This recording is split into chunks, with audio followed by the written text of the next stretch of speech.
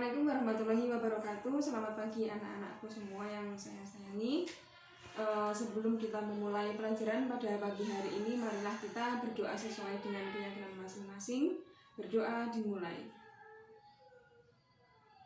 Berdoa selesai. Baik, sebelum kita memulai pembelajaran, kita absen dulu ya. Oke, semuanya masuk.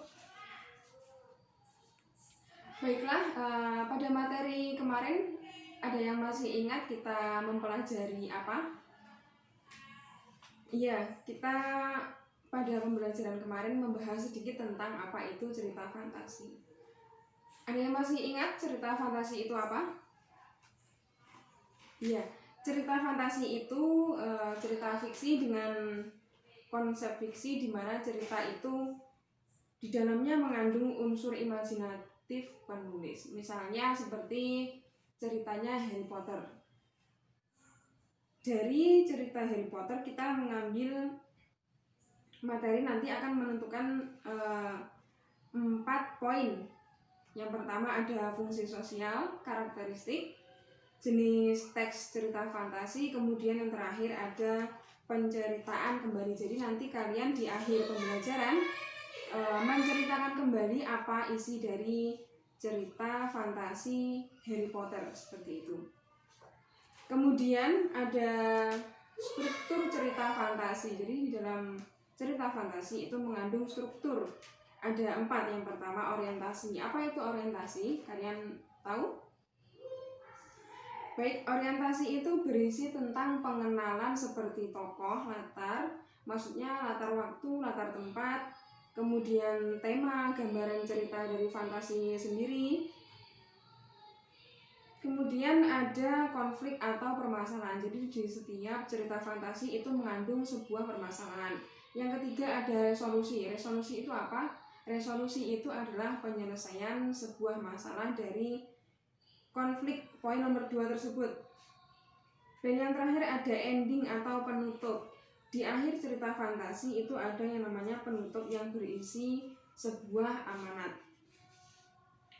Kemudian ada unsur-unsurnya juga. Di dalam cerita fantasi terdapat unsur-unsur. Yang pertama itu ada tema. Yang kedua ide cerita yang khas. Yang ketiga ada tokoh yang unik. Misalnya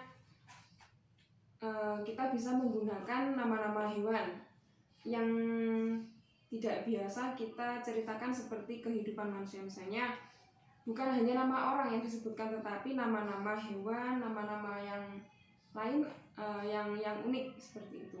Dan yang terakhir ada penggunaan bahasa yang unik. Nah, nanti kita akan mempelajari bersama-sama bagaimana tokoh yang unik, penggunaan bahasa yang unik seperti itu. Dari sini ada yang ditanyakan?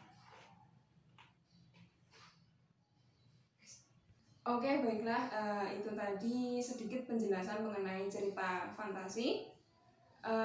Selanjutnya saya minta kepada kalian membentuk kelompok masing-masing 4-8 siswa.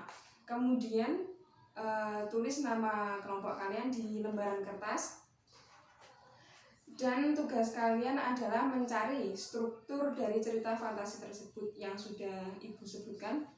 Contoh dari cerita fantasi tersebut adalah Harry Potter yang paling mudah. Kemudian satu kelompok mengumpulkan 1 lembar jawaban saja, 1 saja.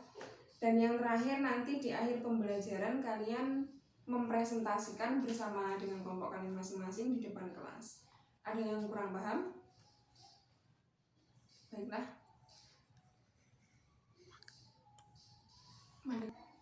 Untuk waktu kalian mengerjakan, Ibu kasih waktu 15 menit.